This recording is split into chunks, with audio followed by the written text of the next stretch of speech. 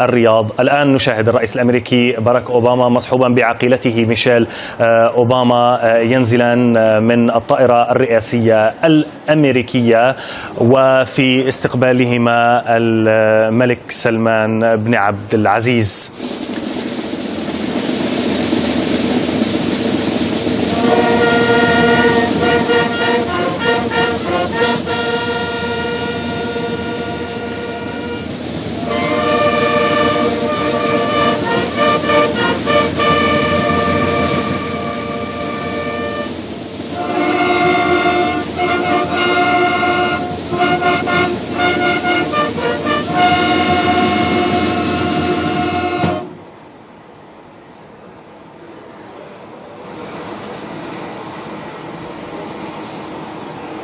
إذن مشاهدينا الكرام، الملك سلمان بن عبد العزيز يستقبل الرئيس الأمريكي باراك أوباما الآن في هذه اللحظات، في هذه الزيارة الهامة. إذن هي ثالث زيارة للرئيس الأمريكي منذ توليه الرئاسة في الولايات المتحدة إلى المملكة العربية السعودية. كان قام بزيارتين سابقتين قبل هذه الزيارة منذ توليه الرئاسة، آخرها كانت في مارس الماضي. نحن نتحدث عن زيارة أقل من عام من هذه الزيارة الأخيرة، وأول زيارة لباراك أوباما إلى الرياض كانت العام 2009 عندما توقف في العاصمة السعودية الرياض.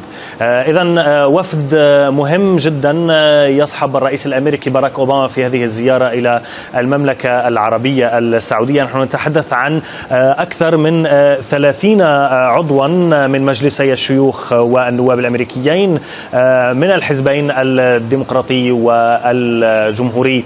مفادتنا كانت ذكرت أن الوفد الأمريكي يتكون من طائرتين بالنظر إلى هذا الوفد الكبير والمهم جدا المصاحب للرئيس الأمريكي في هذه الزيارة التي يقدم فيها التهنئة للملك سلمان بن عبد العزيز لتوليه الحكم في المملكة العربية السعودية، وللتعزية في وفاة الملك عبد الله رحمه الله. إذن نتابع الآن الملك سلمان بن عبد العزيز يرافق الرئيس الأمريكي باراك أوباما في بعد أن استقبله على أرضية المطار. هما يتقدمان الآن إلى المنصة الشرفية، إذن حيث سيعزف النشيد الوطني هناك.